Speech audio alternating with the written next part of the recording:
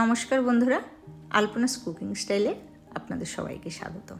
আজকে ধনেপাতা দিয়ে এমন সুন্দর একটা পকোড়া বানাবো যেটা একবার খেলে কিন্তু আপনাদের বারবার খেতে ইচ্ছে করবে। আমরা সাধারণত অনেক কিছুরই পকোড়া খাই, কিন্তু ধনেপাতার পকোড়িটা খুব কম বানাই। এখন তো বাজারে বেশ ধনেপাতা পাওয়া যায়। আপনারা কখনো ধনেপাতার পকোড়িটি বানিয়ে খাবেন, আশা করি ভালো লাগবে। রেসিপি শুরু করছি, তাহলে দেখে নেবেন এই পকোড়া বানাতে কী কী মশলা ইউজ করছি। এখানে এক মুঠো ধনেপাতাকে ভালো করে ধুয়ে কুচিয়ে কেটে নিয়েছি, আর নিয়েছি একটা পেঁয়াজ আর দুটো কাঁচা লঙ্কাকেও কুচিয়ে কেটে নিয়েছি। এর মধ্যে দিয়ে দিচ্ছি অল্প পরিমাণ হলুদ গুঁড়ো, ধনের গুঁড়ো, জিরের গুঁড়ো, লঙ্কার গুঁড়ো, আর দিয়ে দিলাম চাট মশলা, 1/4 চামচ লবণ। এখন এই মশলাগুলো দিয়ে ধনে পাতাটাকে ভালো করে চটকিয়ে মাখিয়ে নেব। এইবার এতে অল্প অল্প করে বেসন মেশাবো।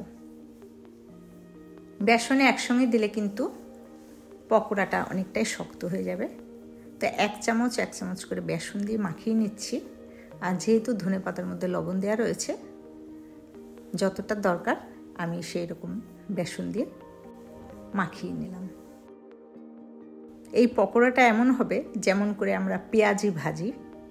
এইবার আমি ঢাকা দিয়ে 10 মিনিট রেখে দেব।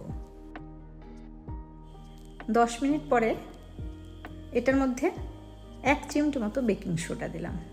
এই বেকিং সোডাটা দিয়ে আরেকবার ভালো করে মিশিয়ে নিচ্ছি। এইবার একটা কড়াইতে রিফাইন তেল দিয়েছি। তেলটা যখন ভালোভাবে গরম হয়ে গেছে, এখান থেকে অল্প অল্প করে নিয়ে গরম তেলের মধ্যে দিয়ে দিলাম। একটা সাইড যখন ভেজে উঠবে, পকোড়াটাকে উল্টে দিলাম।